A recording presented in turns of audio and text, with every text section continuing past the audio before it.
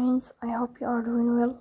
Today we'll talk about how to fix or how to solve the problem of Glip screen recorder app.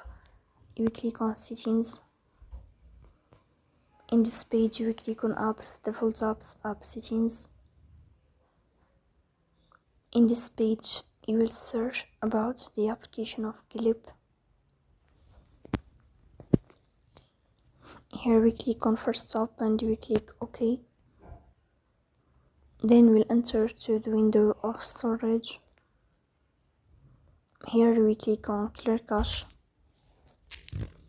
In the end you will turn off your phone and you will wait a moment to restart your phone again to fix that problem.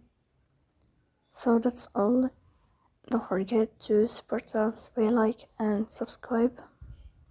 See you next time in another video, and thank you for your watching and your attention.